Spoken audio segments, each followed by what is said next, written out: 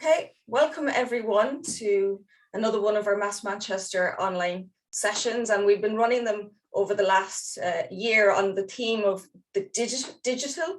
So it's really great to have Aileen Dillane with us here today from the University of Limerick. And Aileen and myself have met each other virtually quite frequently, but our paths have passed as well in Limerick at various conferences that they run through their Centre for Popular Culture there.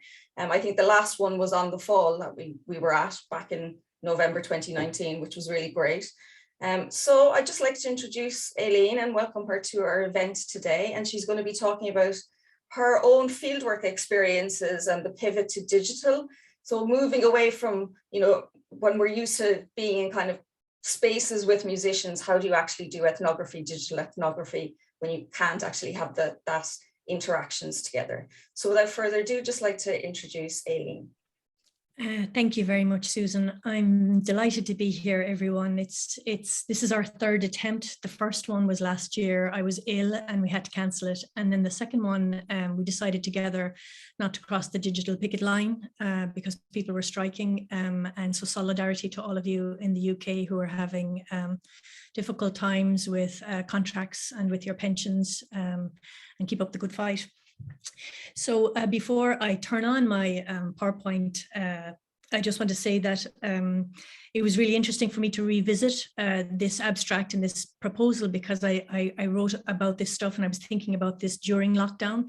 And in Ireland, we're out of lockdown right now. And actually last weekend, I did some field work at Cork International Choral Festival, encountering walls of sound and absolute effervescence and joy at people being able to sing together.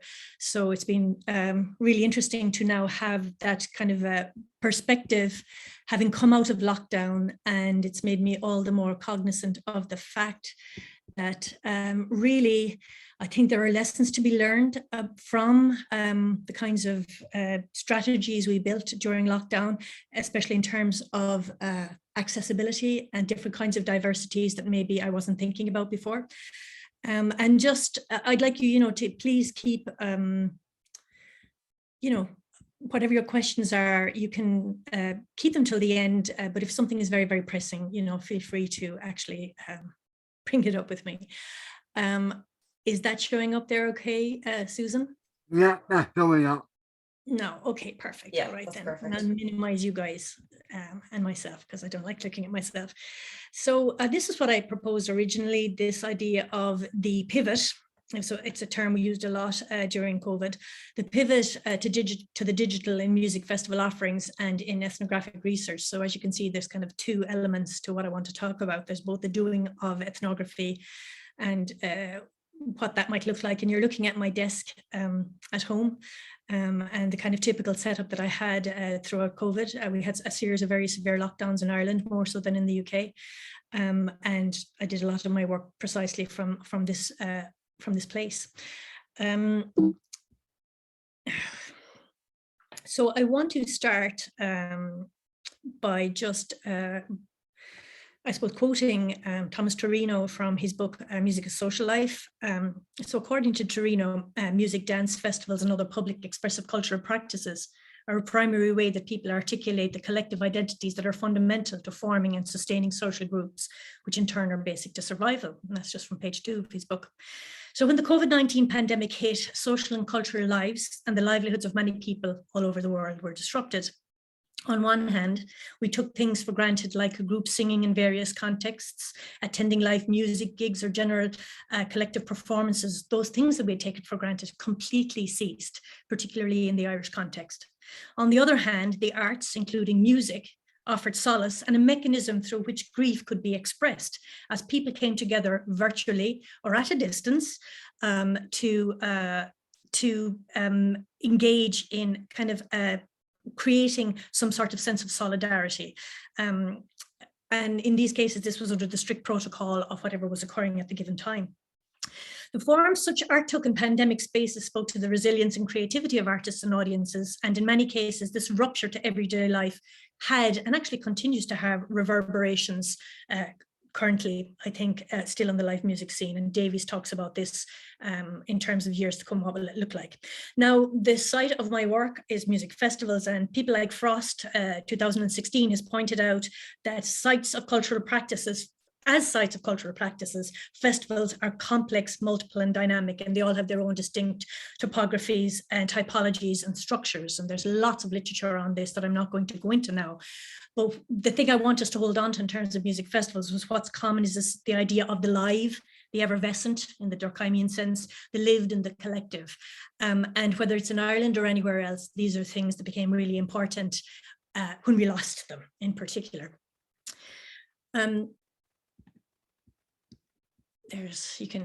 So let me give you some context to this research then. And basically, I'm part of a project called FestiVersities that was to run from 2019 to 2022. So it's finishing up this November. So it's on European music festivals, public spaces, and cultural diversity. It's it's funded by HERA, the Humanities in Europe Research Area, and there are 5 national teams, so to speak, from Denmark, Ireland, the Netherlands, and Poland, as well as, so there's a PI in each place, and then either a postdoctoral researcher or a doctoral student. So we wanted to examine initially how cultural diversity is represented, framed, or ignored, and the ways in which public spaces allow for equal participation or not of all aspects of the festival life. And we wanted to come to an understanding of what kind of publics were convened in these spaces, because they're not always public spaces. Ostensibly they are, but they often become private or semi-private or mediated through commercial concerns as well. So in Ireland, we surveyed the general festival circuit, and we picked in advance 3 contrasting festivals, and the 3 festivals, I'll talk about them at length a little bit more, but it was Body and Soul, a solstice festival, camping festival, Cork International Choral Festival, the longest running festival in Ireland, one of the longest running, and the Dublin-based Temple Bar Tradfest. So, when we put this together, we had clear timelines for research and outputs. We had, methodology around how to engage with audiences, crew questionnaires, how to do kind of deep hanging out in the Geertzian sense, how to do observations, the best way to work around these kinds of things. And then coronavirus hit, and the festivals were either severely compromised or gone, public spaces emptied, quite dramatically emptied. And cultural diversity, the thing that we were really interested in, was largely unobservable. And also, to a degree, we wondered if it was actionable anymore. What does it even mean? And what's the nature of cultural diversity? So festivals themselves were stunned. They were placed into holding patterns. They were in a process of coping, of ceasing. And in many cases, the pivot to digital was a choice that people had to make. So my computer's not behaving very well. Let me go back one. So these are the 3 festivals that I was speaking of. Temple Bar Tradfest in 2020 it ran. This was January. 2021 it was online only, and 2022 it happened in January with some crowd restrictions. Cork Choral Festival was cancelled in 2020. Was online in 2021, and it's just finished live last weekend. So I'm only focusing on 2020 and 2021 in this paper. Body and Soul was cancelled in 2020. In 2021, it had no festival at all. It absolutely didn't want to, but it had an interesting other offering online, and it is due to be held in 2022. So kind of methodological questions started to abound for us. What are we doing? What methods do you use? What questions are you asking, and to what end? What is the nature of your data, and how do you stand over it? Do we have to completely change our project, or do we, like everyone else, have to pivot and remake it? What's the nature of the research experience for us as researchers, and how does it sound? So in terms of the 3 festivals, they all offer different genres of music, different levels of professional and amateur engagement, practices, associated discourses in terms of identity, diversity, spatiality, cultural politics. And they also proved very willing and interesting to collaborate. But of course, the closure of their physical spaces and the transformation of music worldwide, as well as the crisis facing the the music industry, meant we had to nuance our definitions and understandings and reconsider our opportunities. So while sharing a common focus, with our other partners, we suddenly realized we actually all had to, in our national context, revert to our national context because the kinds of things we'd hoped to share needed to change. So the data itself stretched across kind of three areas: pre-pandemic scoping, the pandemic, and then the initial post-pandemic period. You'll see from my opening slide that I've been working very closely with a postdoctoral researcher on this project, but only since 2021. That's Dr. Sarah Rain. So I had done the scoping initially, and Sarah came in so many months later into the project. And so we've been doing this together. And that relationship actually was initially completely virtual until quite recently. So did some scoping. The first national lockdown happened in Ireland on March 27th until September 2021 in one format. Some of it was very strict. For a brief period during that time, there were some in-person exchanges, but the rise of the Omicron variant in November 2021 and into January 2022 was yet another pivot online. So rather than in-person interviews, participation, observation at events or workplaces or more informal gatherings, we had to develop virtual methodologies that aligned with the aims and principles of our ethnographic work. And so we engaged in the blended post-digital landscape that Bluetooth talks about 2020 with our participants. And this was a space that we were all exploring simultaneously. Some of our festival organizers never had really dealt with the online spaces before. And of course, rather than undertaking in-person fieldwork, we had to do virtual methodologies, looking at the virtual offerings at the time, how events were made accessible, what platforms were used, how to access archives. And equally, that kind of collaborative work between ourselves as a national team meant we had to create an intimacy ourselves, Sarah and I in particular, because we didn't meet for the first time until September 2021 in person. I interviewed Sarah for the job from afar, and we had to do everything online. So we did our own kind of deep virtual hanging out as the Irish team, and we built up our engagement over WhatsApp and sharing notes from the online festivals that we went to, and also our leisure time, because we did some stuff around the Eurovision. And so we actually quite quickly developed a digital intimacy in terms of WhatsApp, and we continue to have that to the present. So what is this world that we were looking at, this virtual fieldwork? Is it the same or related to ethnography, the doing fieldwork online? Is it something else? Is it just something we had to take on as a last resort? Or does it have critical dimensions that are worth keeping in the study of music festivals and music in general? Particularly, we can consider how much music is available online. And how might these kinds of methodologies contribute not just to new knowledge generation, but also to sustainability efforts? And that's a huge part of what we're doing as well, is the kind of thinking about these things now in relation to sustainability, which is a whole other discourse for another day, but something I'd like us to keep on board. And so is virtual fieldwork as good as the real thing, or is human interaction in situ crucial? These are some of the things we wanted to talk about. So let me give you some context to Ireland and the COVID-19. There was almost 500 days of closure for the live music industry in Ireland since March 2020. I mean, it is one of the hardest hit sectors. There was an actual ban on public singing and dancing. It was legally enforced. And we had a Dance Halls Act from the 1930s, which was more to do with the control of the Catholic Church over social spaces in Ireland, but it was kind of an amendment in a way to that. And so this was the first time that this had happened. It was illegal to have nightclubs open. So it was very, very strict. There was restrictions on non-essential travel within the nation, and this was enforced right down to a 2-kilometer lockdown. There was a brief reopening in 2021, but then the 3rd of December, there was a massive spike because people didn't adhere to mask guidelines. And again, over Christmas, everything went pear-shaped, and we had a huge wave in January. Now, the lifting of all restrictions affecting the live music industry happened on the 22nd of January, 2022. But throughout all of this period, the government reacted quite quickly, the Irish government at least anyway, and it brought in what was called the Pandemic Unemployment Payment, the PUP. And this was for everyone who could say that they had lost their job and established that, you know, they needed support, that they'd lost their job because of the pandemic. So at least people in the music industries were able to do that.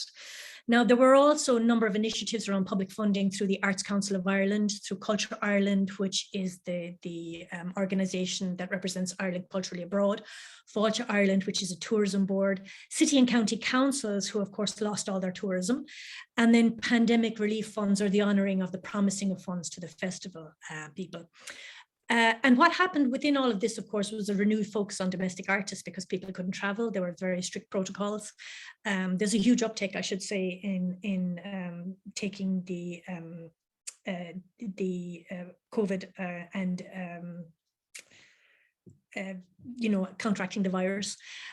So I think 93% of the population of Ireland did take first and second injections. So there's all these funding implications around these things. And of course, there was a massive loss of corporate sponsorship.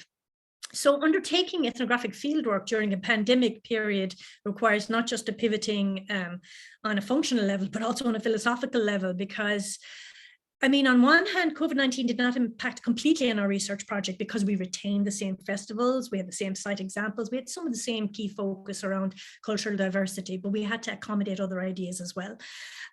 We really had to look at kind of pre-COVID spaces and musical production, and then think about that shift to how then did publics or peoples convene and consume. Marcus notes that, and I quote, multi-sited fieldwork thus is always conducted with keen awareness of being within the landscape. We were in the digital landscape now. And so the landscape changes across the sites of identity of the ethnographer and requires this kind of negotiation. So, you know, we live in a quite a virtual world in many respects anyway. And that's just what we did. Now, this kind of convergence of the live and the virtual was not a new thing for the music industries. Virtual performances were offered before the pandemic. Digital listening practices are a core element of fandom, always have been for the last while. And many contemporary artists create music videos or record performances to share on social media. And of course, equally, music-focused scholars have long considered online and offline music making and consumption practices and how they connect. So for festival makers, I guess, then these same issues were to the forefront of their curatorial impulses, and they responded in different ways. And, you know, just to really get into the detail of this, Gosling and Scott and Hall point out that by March 2020, international travel bans actually affected over 90% of the world's population. And, you know, widespread gatherings were absolutely restricted. This study by Gosling and Scott and Hall also talk about how the pandemic might be seen as an analog to the or analogous to the ongoing climate crisis. And again, that's a paper for another day, but it's something that's very, very connected to what we're thinking about, because all of these things are about decelerating growth and critique of neoliberal capitalism. And it's something I think we can talk about maybe in the question and answer section. At its most severe in Ireland, citizens were only permitted to travel within 2-kilometre radius. There were no gatherings of people in domestic settings permitted by the government at all. There were no sporting events, and all entertainments were cancelled indefinitely. Once the movement restrictions were lifted from level 5 to level 4 and 3, controls over congregation sizes remained. That included churches, attending funerals, which of course people needed to do during the pandemic. And these are things that had a massive impact on the ritual processes of the Irish public, actually. You know, it's going to be different in every national context, but it was hugely important here. So as I said, one of the interventions then with the arts, which was one of the hardest hit sectors along with the various tourisms, was to for the Arts Council to figure out what it could do. And so in response to the COVID-19 crisis in the arts, it put out this report in June called Survive, Adapt and Renew. And it noted at the time that, you'll see down on the bottom left, 117,000 events will have been cancelled by 2020. Because of the pandemic. And some of the things the report recommended was an enhancement and expanding of commissioning schemes, that's point 3 down there. And then point 7 was digital content and access measures, trying to find ways to help people actually test models of delivery that would be accessible and sustainable. Now, what's interesting also about this is the Arts Council has a diversity in the arts statement also, and its big push in the last couple of years has been equality and the supporting of diversity in our artists and in access to the audience. So these things actually came together in very interesting ways in the 3 festivals I'm about to move to. And with surprising results, actually, because what we figured would be the most diverse or the least diverse ended up being flipped on their head. And what constituted access through digital platforms also required a lot of careful thinking and nuancing. So in terms then of this idea of that I mentioned in the abstract, this idea of digital intimacies, when you take Dobson and Caraha's and Robert's work, their work is looking at social media platforms and what they think about in terms of public intimacy and social relations, you know, affect identity. And it's more about individual users on social platforms and how these things are monetized. And it's really, really good in relation to that. But what we began to realize is that our festivals, yes, they were employing and using social media and the audiences were, but there's also a different interaction with digital event platforms like Feedloop or Whova. And so that was something we had to start to accommodate as well. That became part of the site of what we were looking at, the online in real-time commentaries that were public, the way people were Instagramming or also tweeting about things while they were also in the event platforms. And being online in the digital world in real time had a very, very different quality from looking at something or pay per view of what the festivals offered online. And we also, I guess, and looking back when I think about it now, you know, the act of sitting at your desktop and connecting with people during real-time events proved very compelling because you were actually together across time zones and doing in live chat and responding to each other. And you started in different events to see sometimes the same people coming back. But it meant a splintering of the experience in different kinds of ways. And again, we were trying to think about how to best write about that. And what about the specific quality of lockdown and doing online and digital ethnography? You know, these were the things we wanted to kind of marry with these ideas of digital intimacies and the kind of curation of particular virtual publics and who gets to be on there and who doesn't.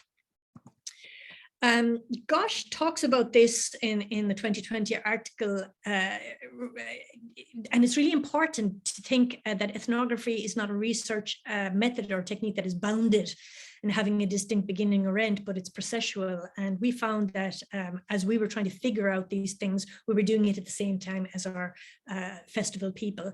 And as with everybody else who were all pivoting, I mean, pivoting is such a glorious term. We think of basketball and a basketball player and how you can gracefully move into different positions. It was often a lot less graceful than that.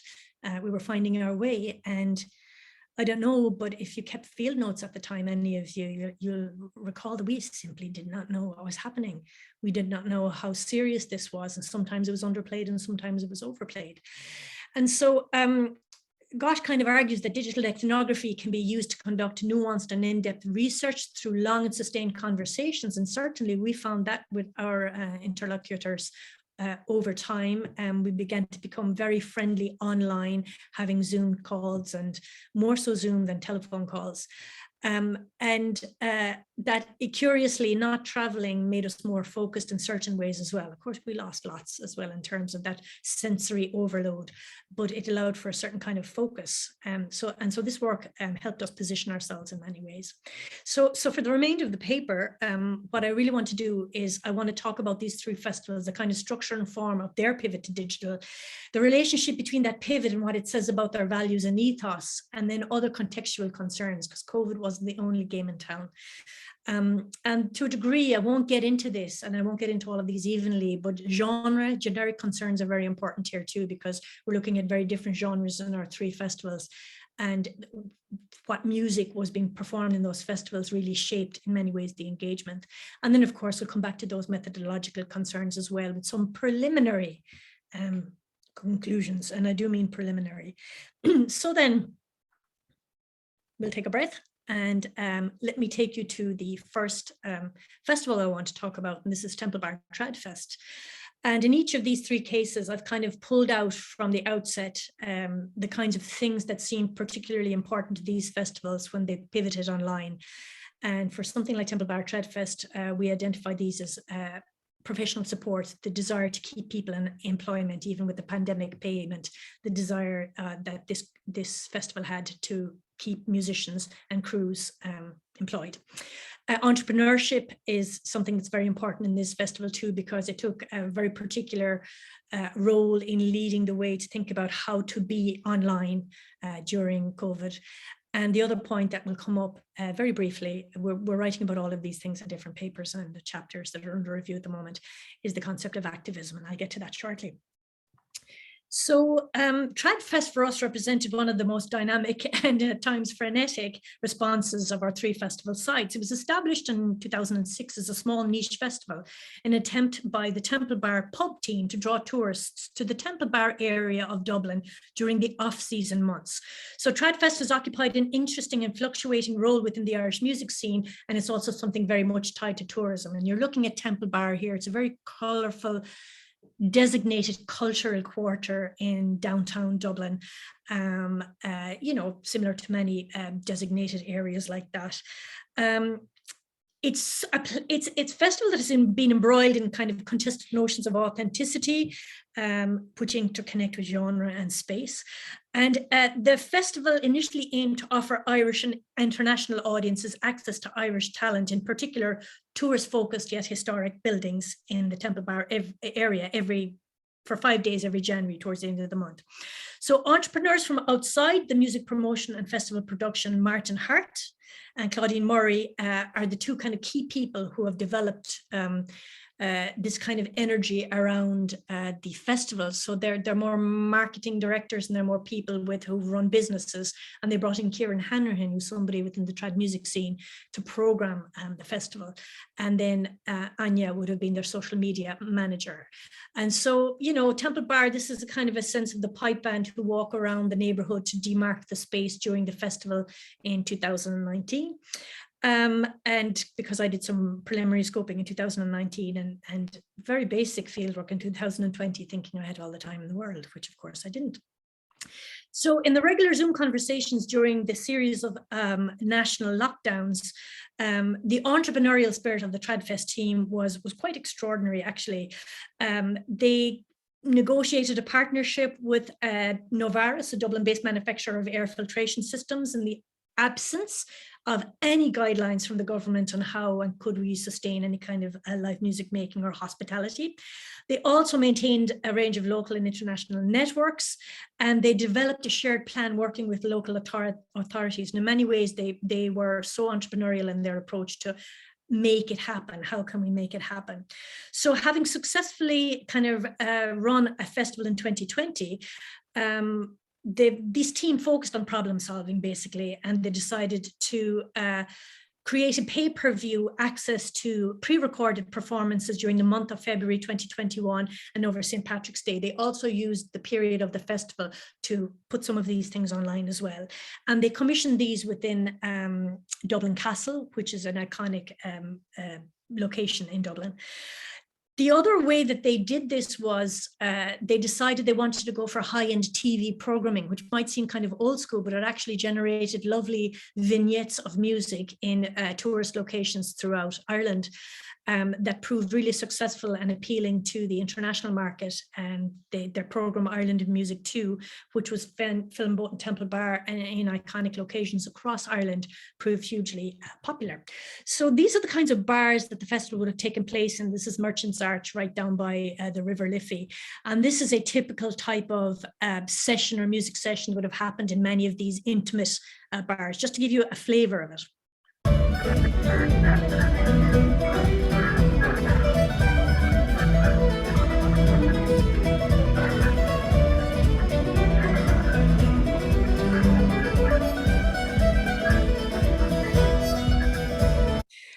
And, you know, pubs all across Temple Bar and further afield would have had this type of music, as well as very particular historic venues would have carefully curated concerts. So when COVID hit, this is what Temple Bar looked like. I mean, Temple Bar is famed, I think it's in the Paul Kelly song, Paul Kelly from Australia, this is where all the young ones get drunk and throw up on the streets, and it's where lots of stag parties come, and it's where all the international tourists come. So to see it during the pandemic like this, like a ghost town, really wrecked the heads of those in the Temple Bar company who would still come into work. But there's another context to all of this too, is at the same time you had the Black Lives Matters movement and the response to I Can't Breathe and everything that happened in the US spilling over to Ireland as it did to other parts of the world. And you also had the death of a young man by the Gardaí, the Irish police force in Dublin. And so Black Lives Matter during this pandemic period intersected in very particular ways. And in relation to kind of activism, this is something that was very manifest in the online offerings of these half-hour beautiful programs that were pre-recorded and then streamed live, or streamed synchronously, I should say, where people could comment on them from Dublin Castle, the seat of political power in Dublin. And what had happened was there was a much more concerted effort to include artists from a variety of genres, not just Irish traditional music, which is so focused on the nation, but also hip hop, also singer-songwriter, and artists like Tolu McKay, who's very famous here, she's down on the bottom right. She became one of the compares of the event, and she was also somebody who featured regularly, as did, and I want to show you this from Ireland in Music, Denise Chyla, who is a hip hop artist from Limerick. And if there is ever something that you could do a textual analysis of in terms of reflecting the nation and Ireland and diversity as it is now, you couldn't go far wrong with this reading of Denise Chyla playing with the very famous traditional musician Sharon Shannon on the iconic cliffs of Moher in Clare. And I'm just going to play a little bit of this for you.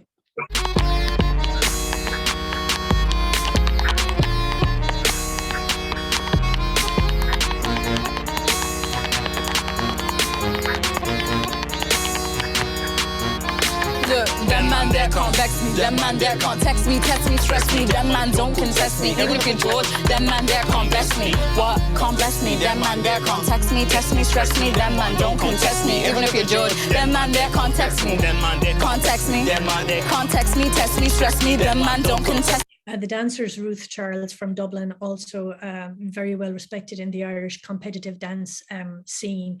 And I cannot tell you how politically brave arguably this was to do, because oftentimes genres like traditional music are very associated with ethno-nationalism in a particular way, and it's never been Temple Bar Tradfest's way to do that. So in their pivot to digital, they actually took a lot of risks, and rightly so. I mean, they were just looking for good artists, and that's how it should be, but it doesn't always work like that. And people like Denise Chyla, got a lot of flack on social media afterwards. So we spent time tracking tweets and making screenshots of it. This was part of our methodology. And her singing on Ireland in Music and her engagement with Tradfest and with other forms of representation during this period proved very, very telling and testing. So in terms of genre then, during this period, the genre became elastic and became more accommodating, and it didn't just have to be traditional jigs and reels. It also allowed for other formats. Now, there are always proximate formats like folk or singer-songwriter or country and western or English folk or Americana. But bringing in rap and hip hop was a big deal, and is continued actually in the 2022 festival. And we can talk about that if you're interested later. So I'm going to pivot very quickly to the second festival that we looked at, which was Cork International Choral Festival. So if Tradfest had curated things in a very special way with high presentational values and high kind of crews that were, very well trained, and television quality stuff for broadcast. Cork International Choral Festival is not a commercial festival. It's one of the longest running in the country. It's a choir festival that's predominantly European, and it's located in Cork City, and it's known for its hospitality, its placemaking, its emphasis in community, and its public participation. So in this case, Cork pivoted online in 2021. 2020 it was cancelled, so quite in advance it had decided it would go online, and so it wrote to choirs and asked them to submit their arrangements as part of video. It introduced a brand new competition called Workplace Choir of the Year competition, which showed it was very sensitive to what was happening globally, because of course, as part of health and well-being initiatives, many workplaces were forming choirs and doing it online at a distance, because up until very recently, it was banned in Ireland at least to sing collectively. And so what you're seeing here are screenshots from the Feedloop platform through which people could engage, and much of this was free. Some of the stuff was also streamed on Facebook. And so you had a mixture of seminars, greetings from the Mayor of Cork, the judges of the choral competitions of all kinds giving feedback. Everything was on one platform, and it created kind of an intimacy, and there was lots of scope for people to write and have exchanges. And it was programmed to happen at specific times. You could watch things later, but you felt you were literally in the festival. So Sarah and I actually sat down for the whole festival pretty much all day over the number of days and watched these kinds of things. What was so interesting in terms of this being a European choral festival was the degree to which the festival relaxed a certain element of its approach to genre, the sonic experience of it, and it actually turned to a very famous song, I'm sure you'll all recognize it, and made it a theme of the festival. It's a song called Brave. And it asked people in Cork and anybody who was interested in the festival to connect by doing little videos and sending in the videos of them dancing and singing to the song Brave. The song is by, let me see here, I have her name. I'll think of it in a minute. I keep forgetting her name. But anyway, let me play you this ad basically. And this was, as I said, this is from Ordu. They're a small choral group. And this was the place holding for this festival. Sarah Berry. You can be amazing, you can turn a phrase into a weapon or a drug. You can be the outcast or be the backlash of somebody's lack of love. Or you can start speaking up. Nothing's gonna hurt you the way the words do when they settle near your skin. Kept on the inside with no sunlight, sometimes a shadow wins. I wonder what would happen if you say what you want to say and let the words fall out.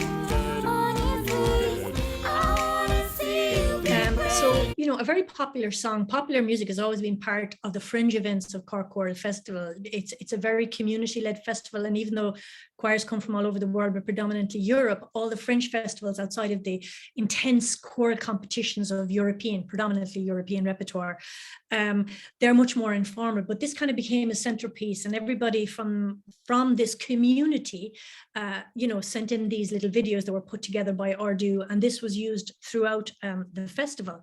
In fact, there was a special commissioning of a poem by a local artist, and you'll see it too is framed by the song Brave.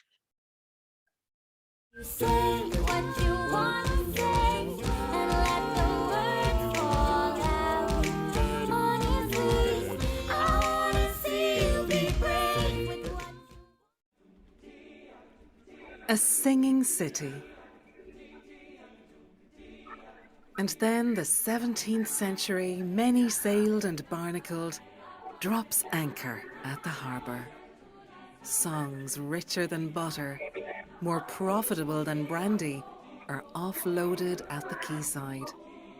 Lieder and chanson, a snatch of shannos, swapped for a ballad from San Sebastian. The city's rivers swerve in counterpoint. So what was so affective about this was, for those who have been loyal festival goers for many, many years, this was an act of placeholding and a centralizing of Cork as being at the center. I mean, the virtual festival replicated the long established timings and offerings of the festival, There was the in-person choral trail became a curated patchwork of non-competitive experiences. The evening gala concerts were preceded by Zoom pre-concert talks to make people feel like, well, it was just happening down the road and they were present, even if they weren't present actually bodily. The choir videos that were submitted, competitive and non-competitive alike, were accepted, and the judges made allowances because they recognized people were doing this online.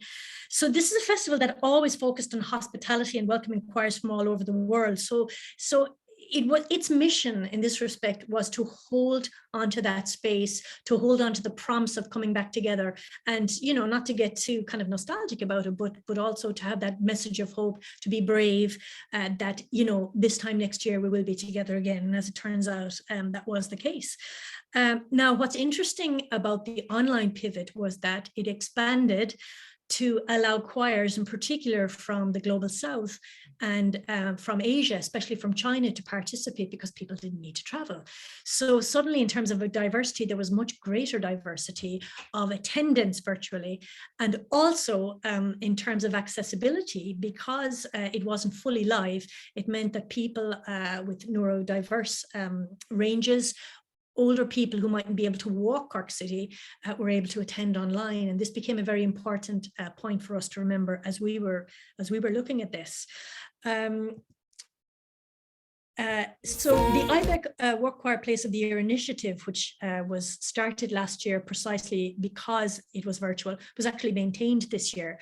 And interestingly, they did it as hybrid. They both had in-person choirs, and they maintained the hybrid form of allowing people to also submit online. And similarly, they did that for seminars. They had a diversity seminar last year, and this year they had a sustainability seminar online. So there's a new kind of awareness of the manner in which the digital can continue to work, but there was clear sense this year from last weekend that there's no way any of this could be replaced. And let me turn briefly to Body and Soul. And the key points I want to make about this one is the idea of bereavement, ritual, liminality, and the kind of creative process to work through these things. And employment was also a key theme for this festival. So Body and Soul, in some ways, had the most dramatic transformation. So it's originally a greenfield festival based in Ballinlough Castle in County Westmeath, kind of family-friendly weekend of music, arts, and culture. And, being present is critical. Body and Soul was the only festival not to receive public or industry funding. So Body and Soul could not receive public or Arts Council funding like a Cork Choral Festival could, because it's a non-for-profit, whereas this is technically for profit. So the festival is very carefully curated, has a very middle-class aesthetic to it, has a real well-being sense, and everything is done very, very carefully and perfectly. Avril Stanley is the director of Body and Soul, and she's somebody who held on to this vision in very particular ways. She had to leave a lot of her team go because of the pandemic payments, and she just decided that she did not want in any way for the festival to be virtual because it went against everything she thought a festival should be. She basically says, that, festivals should be about the liminal. You need to be present, you need to be there. It's a weekend away from the mundane and the routine. And she wanted to try and find a way, by basing her festival in Burning Man in the US, she wanted to find a way to replicate that in Ireland. And this is what she did. And it's a festival that kind of was embedded in part in Electric Picnic, one of the top Irish music festivals in Ireland, but it also had its own autonomy, and it's very much tied to place and these beautiful gardens in Ballinlough Castle. So what Stanley did was, instead of deciding to have a virtual festival, it actually went into abeyance and went fallow and silent. There was a playlist for a while online, but everything stopped. And instead, Body and Soul turned into a curatorial body. And what it did was it applied to that funding that I mentioned earlier by the Arts Council, the pandemic funding, to see if it could create something. And so its digital contribution to the landscape during COVID was an 8.5-minute piece called Eros Threshold. It was commissioned by the festival. The funding was meant to arrive in September. It didn't arrive until December. They only received half the funding they requested, so they had to amend their original project. and they created an 8.5-minute multidisciplinary film of music, dance, and poetry. And I'll play a little bit of that for you in a minute. Now, this is a really important moment, because this is a festival that was taking its idea of about ritual and liminality kind of very seriously. And there had been no public sense of grieving for those who had died due to COVID. And so this is what this 8.5-minute film was about. And so what the festival people did was, under specific guidelines, because they were allowed to do this because they were deemed essential workers, under strict protocols from the government, they filmed on the site in Ballinlough Estate. So instead of it being in the summer solstice, they did it in winter when it was cold and fallow. And they drew upon the kind of symbolism of Henry Purcell's Dido and Aeneas, Dido's Lament, which is the centerpiece of this film. And so it tracks basically Eru, who's the matron goddess of Ireland. It's about sublimation and transformation. And so there's a very kind of high-end aesthetic value going on here in the creation of this piece. And it's about grief, loss, liminality, and renewal. And this piece was released in February 21. And this is what Mary Hickson, one of the creative directors who collaborated with Avril Stanley, said. It's the most perfectly devastating song ever, Dido's Lament. It was the first part it was the first thing that came to my mind. Everything was built around it. Outside of Dido's Lament, the music that inspired me in this project comes from tracks that you listen to, that you really listen to in the world around you, but that also you listen to yourself, that help you go inward. And just previously, you'll see there's a playlist actually available on Spotify called Dido's Lament, which Mary Hickson curated along with Owen French, the singer of this piece of music. So I'm going to play some of it now. I can't play obviously the full 8.5 minutes, but I'm going to take you into maybe minute 6 so you can get a sense of Dido's Lament and what it sounds like.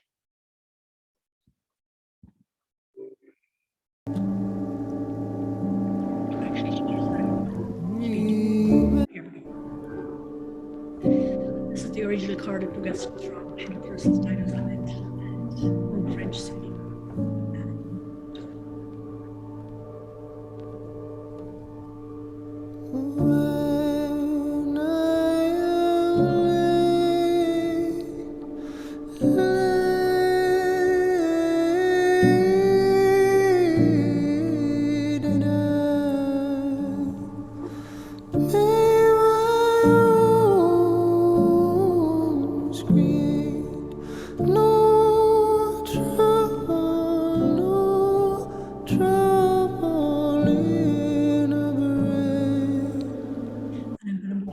To the transformation with Dido, having gone to make its kind of death and rebirth.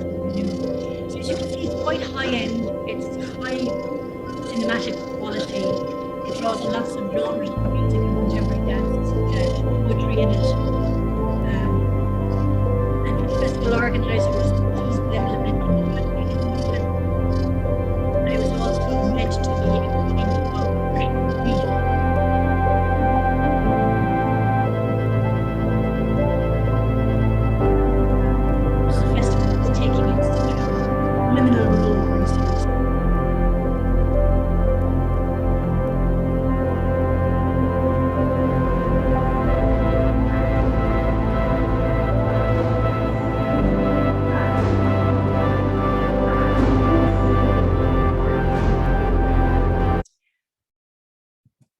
So, you know, I'm conscious of time, so I think we need to have time to talk, and I'm kind of going to stop here. So the transformations of festivals in the kind of COVID time is also about, as it always is about the neoliberal capitalist era as well. You know, for Era's Threshold, this was about liminality and pivoting and the importance of art online in lieu of festivity. So this was a very strong statement about the role of festival and ritual and what should it be like in a post-COVID world. It was also a commentary, you know, if we renew and we recalibrate, you know, what are we going to do next? How are we going to address all of these things? And all of the 3 festivals actually became extremely conscious of this. And so it wasn't just about cultural diversity, but it was about bringing diversity and sustainability together in particular ways. So the kinds of things that are emerging out of all of these is what's the taste economy? How do we support commercial festivals in a European festival context? You know, how are all these things coming into balance?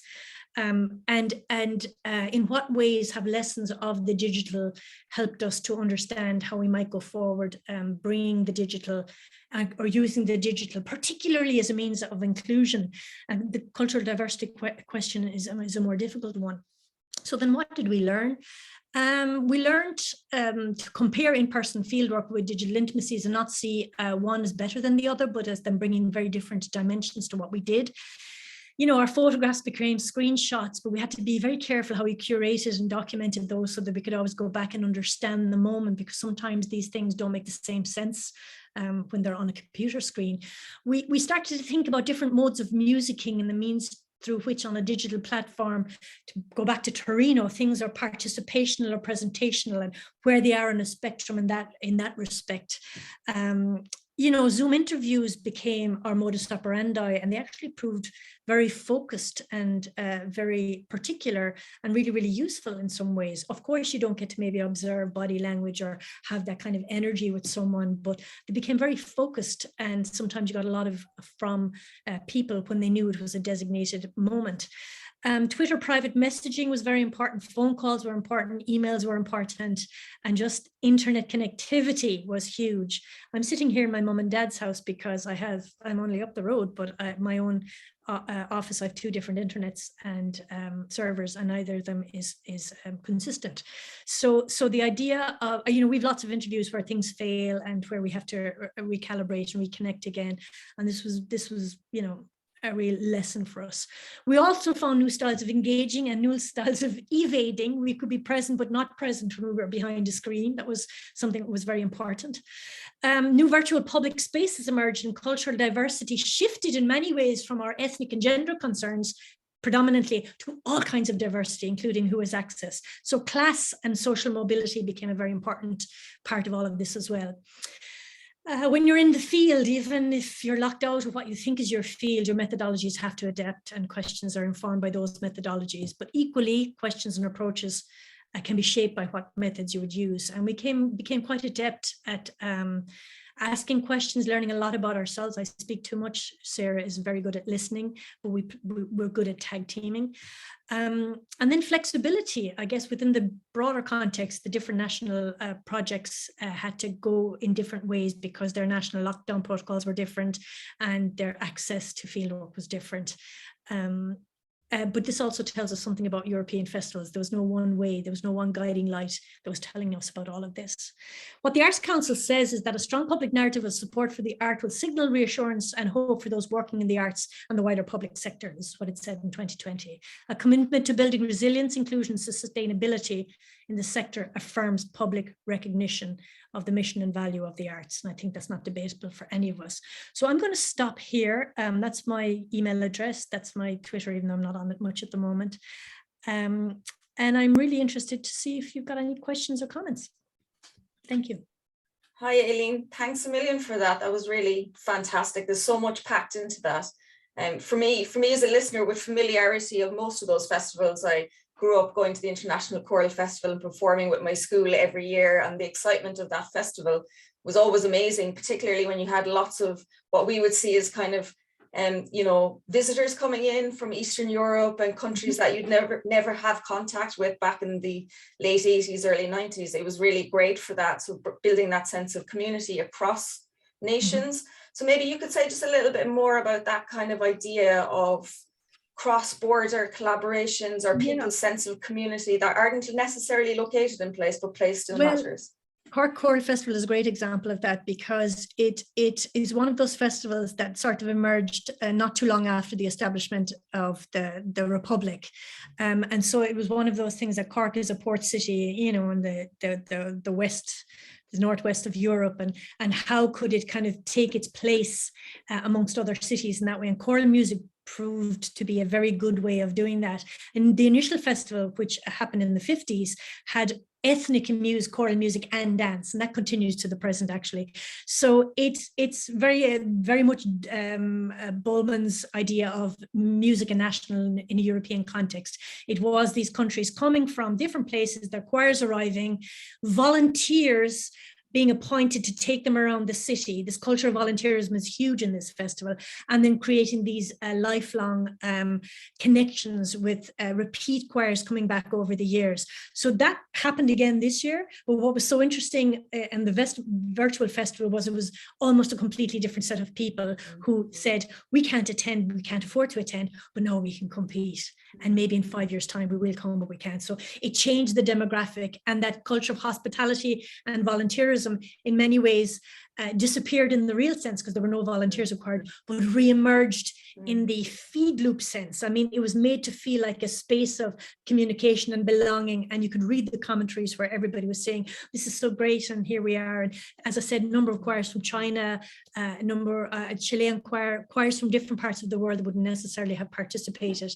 I think we see a turn back again to more Western and European choirs, but politically, there were a lot of commentary this weekend, of course, from choirs from Estonia and Latvia, Lithuania, Georgia, commenting on the current state of affairs. So there's always that political element to it. But that's a very different type of festival, because the presentational is the participational. It's the choirs who come and visit and create these friendships that are the ones that are creating and producing most of the music. Thanks, that's fascinating. Does anybody have a question that they want to ask Aileen?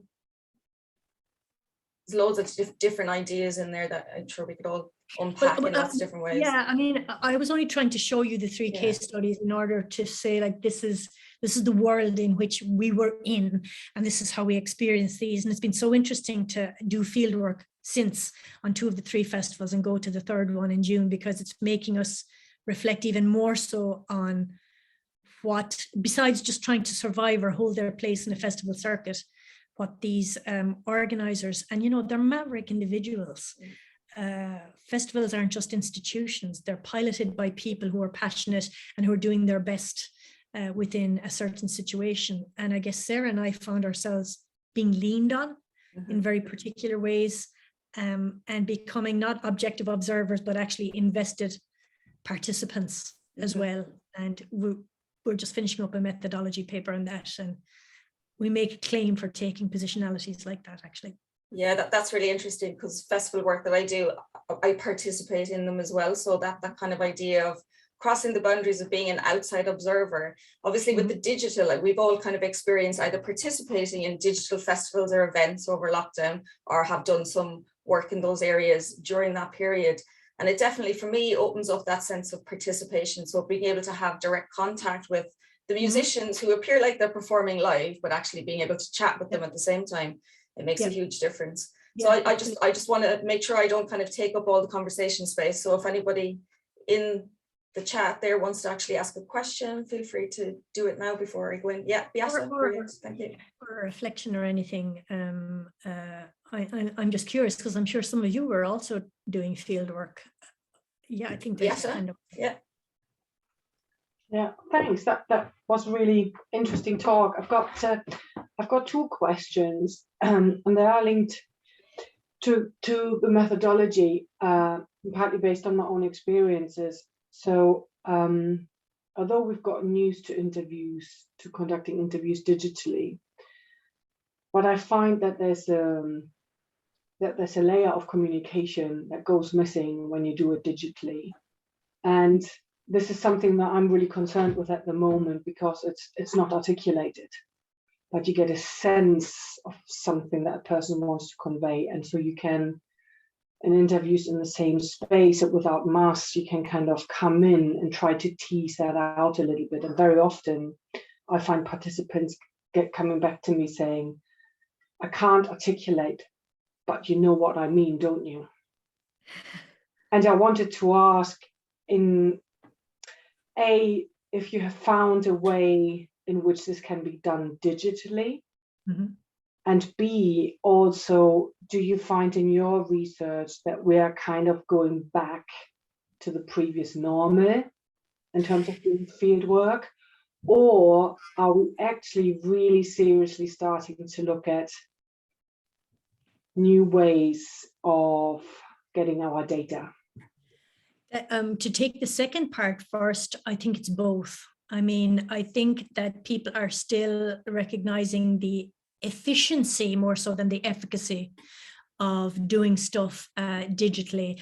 And there's people have become quite skilled in terms of saying and agreeing to do interviews, because they're like, it's only going to be 20 minutes or half an hour, and I'm looking at you and you're looking at me, so we can get right into it. So I do think that will continue, especially for people who don't want to travel and are thinking about sustainability issues. But that's more a response to climate and other things rather than a methodological imperative. To go back to the first part, there were skill sets we definitely developed. And I know for me, I really drew upon, sometimes successfully, sometimes not, my own a priori knowledge of festivals and of context, because in Ireland you kind of know everybody and everything, and I realized I was deeply embedded in ways I hadn't even anticipated. So rather than going in with the set of directed questions or things that I needed to know, that was something that Sarah did really, really successfully. I actually would just have chats and kind of a bounce back at to and fro, and that achieved two things. It achieved an intimacy for me and the people with whom I was speaking that allowed us sometimes to shoot the breeze in ways that stuff came up that I would never have even thought of to ask, but it came up in conversations. But I always had Sarah to kind of keep it in check, or to make those observations and know to follow up afterwards. So we were like, we were the yin and yang. In that respect. And I have learned that, yes, I talk too much, but sometimes talking too much and chatting can be far more, undirected chatting can be far more functional than going to look for answers to things. I think maybe you're right about missing things. Of course, you miss bodily cues, you miss pregnant silences, you miss the observational because, you know, the eye catches something, or oftentimes our fieldwork interviews are happening in situ, they're not in artificial spaces. Yeah, things are lost. I can't articulate that either, Beate, you know, but I also surprisingly found that things were gained because people got gig fit when it came to these types of interviews, and people like Tradfest were like, they were ringing us every week or two saying, hey, let's catch up. And we're like, okay, because they were lonely. They were sitting in their office. They wanted to talk. They were like, yeah, your things about diversity has made us think about our, and so we became part of their process in a way that was extraordinarily valuable, that wouldn't have happened because they'd be too busy running their show in the regular periods.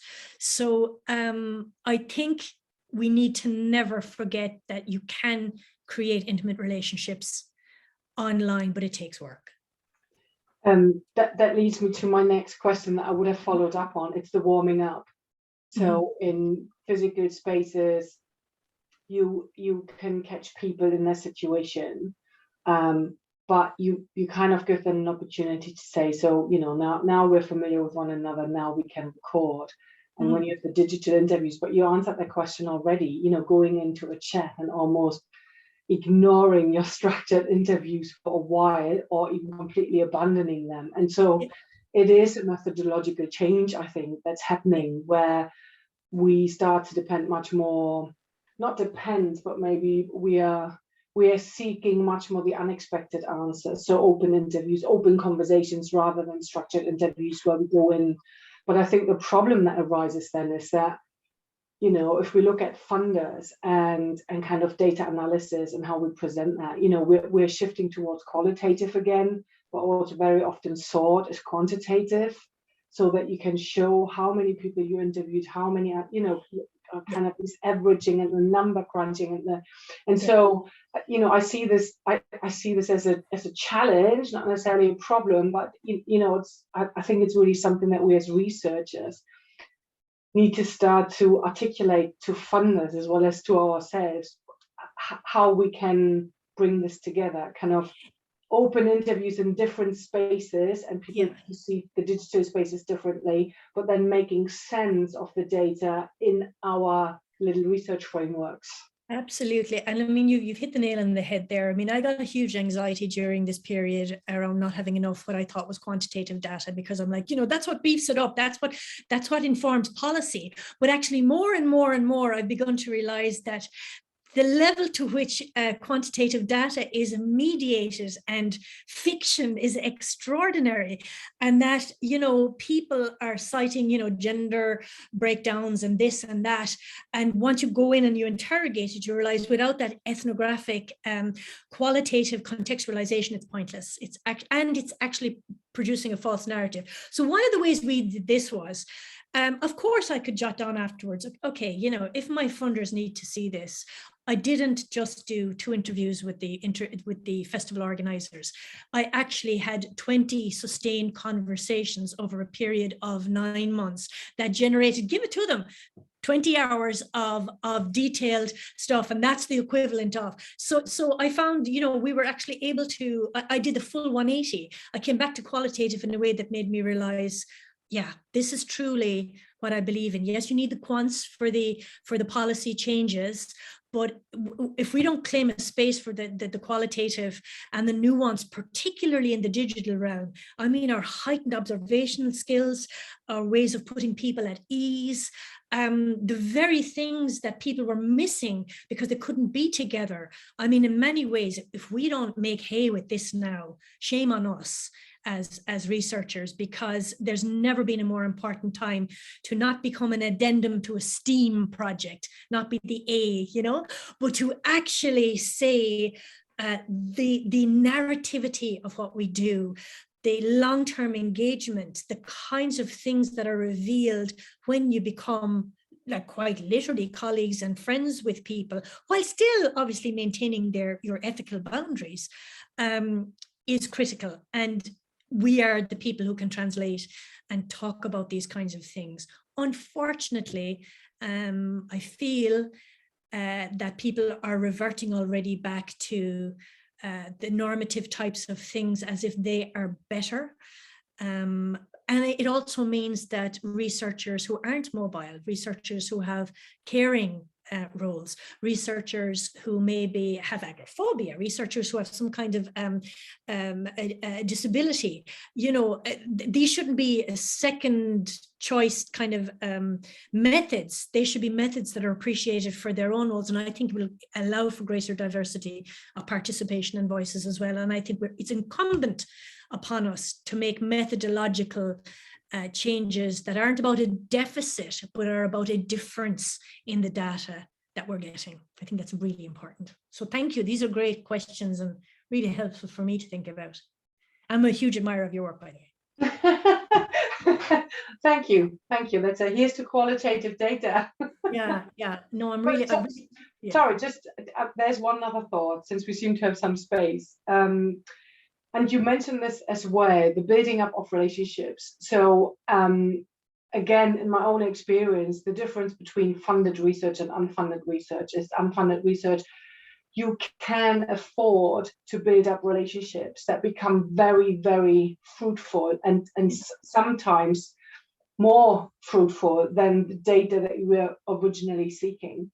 But when you have funded projects, and I write this in every feedback, the build-up of relationships, even if you come from within that community, even if you are a participant, but to be accepted, to finally get to the people that you really need to speak to, your name needs to have been circulated in that community, somebody needs to recommend you, and almost the preamble to when you really start your project, you know, that's never accounted for. And I found this is even longer when you do research in the digital sphere, because people don't see each other by chance anymore. So the way they communicate about you and introduce you to their community is somehow much more circuitous, for sure. And it is a longer period. I completely agree with you. And on the other end of that is what's something I've learned very much so from Sarah, and I really take it on board now, is that beyond the funded program is the legacy and the continued relationship that you keep. I mean, that's obvious, but it needs to be stated. You see, Beate, it was different for me because in many ways being the Irish PI meant that the most difficult festival for me to access was actually Body and Soul.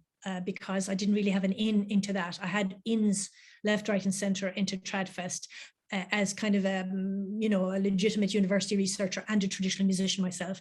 And I had ins into Cork Choral Festival because, again, I had trained in Cork. I had worked in UCC for a while. I was in the Fleischmann Choir, which is part of their competition. So I had ins, and I was able to create an intimacy quite quickly with those ins. And it's really interesting because methodologically, Body and Soul has been the most difficult. All the interviews have not been interviews, they've been informal, intimate conversations on the phone, but never sit down and have a formal interview. I've been kept from that in a very particular way. So it is making me reflect on the biases one brings when they're approaching subjects with which they've had maybe some sort of connection with already, but also the massive social and cultural and symbolic capital that allows you, so that when you're putting in a bid, and thinking about research into the future and the communities, you have to have partnership or it's just not going to work. You're dead right. It takes too long. It just takes too long. And you know what? It should be partnership anyway. And so I guess we build our critical mass then upon those kinds of things. And I know, I have to admit, I probably shouldn't be saying this in a recording. Are we still recording? Yeah. Anyway, I'll say it, that the expectations from funded bids are unrealistic sometimes. And there are, part of me feels like I'll be able to manage my research just fine without big, huge funding money behind me, but I'll have to be very kind of entrepreneurial in my approach. But also in some ways it takes the pressure off, because when you come in with this funding, there can be the sense of quid pro quo. Yes, we've used some of it to have public interface things, and of course the funding allowed me to have Sarah, who has transformed the whole process. But that's where the change happens. Sometimes people, I think, expected maybe because we had all of this funding that we would bring that funding to their project, and we had to explain quite early on, but that's actually no, all the funding goes to these positions. So I'm torn because the funding gives legitimacy in a particular kind of way, but and the funding allows for amazing relationships, like you can have a doctoral and postdoctoral students and my fabulous partners across the Netherlands, Denmark, the UK and Poland, who I'd never have met. But most definitely, Sarah and I can move forward without any funding once she gets a job, unfortunately. So these are all great things. But yeah, we do need to write a very honest methodological paper and claim space for the qualitative, for the network, and for the social. You'll have a lot of support in one of those kind of papers. And I think bringing this digital into the conversation now, in many ways, the ideas of activism kind of runs through the festivals that you're involved with in different kinds of ways. And they are like mini social movements in of themselves. And those kind of encounters need a voice, but we do as researchers working with those kind of organizations, which we can sometimes fill an activist role as well, but then obviously that kind of research can be frowned upon from external funders as well, having that voice to try and make the social change, which is what our research is supposed to do, but it's not really accounted for.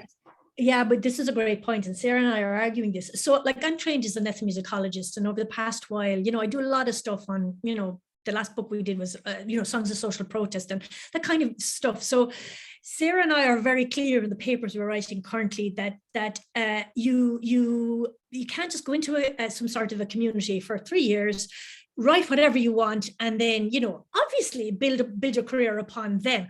We're in partnership with them. It doesn't mean we don't critique, but it means that the critique is balanced and fair. They get to read it and they get to have a comeback before we do anything. It also means that because we're partners and we're invested in their success, they have come to us to differing degrees to ask us about our definitions of diversity. Tradfest is the biggest example of that. They now have hired a researcher to look back at all their festivals, to look at their gender parity. They've also said, help us articulate and talk about, why we have working class rappers from, Limerick, or why we have a Black Irish artists who are kind of, current intellectuals in the field, why we have them in the festival. Help us understand that, help us not make mistakes about our language around this, and so there is that sense of genuinely a partnership. And again, you know, if our funders are saying, show your impact, surely public engagement, particularly you guys under the ref system, I mean, you know, we have to tweak these neoliberal tools to our advantage. We have to. Fab. Any more burning last minute questions or comments or anything? You know, I think we could talk about like so many of the themes individually, the method side of things, but also the topics. For me, watching your clips as somebody who's Irish and lives away, wow, it was hitting my heartstrings, some of those clips straight away. So the affective moment in the visualizations and the sound and the use of words was really doing its job really well. So I found that fascinating. You could do fantastic textual and sonic kind of analysis of these things. The other thing was, you know, during the festival weekend, that theme, say what you want to say, if I heard that once, by the end, it was such a bad earworm. I was just, oh my God. But, you know, I put it on last night, the first time in ages, as I was redoing these slides, and I actually felt quite emotional about it, because I was able to now see what the festival was trying to do, how they were trying to appeal to people, how they were trying to create this music, sonic dance space to say, we see you. Other people may not be seeing you right now, but we see you. So there was something very hopeful and brave, be brave, but it didn't feel like that at the time. It was like, oh my goodness. But yeah, so there's also from a methodological point of view, to go back to kind of some of this, Beate, as you were bringing it up, there's also a sense of the revisiting of the material from this moment. We must never, ever, ever forget what it felt like to be doing this.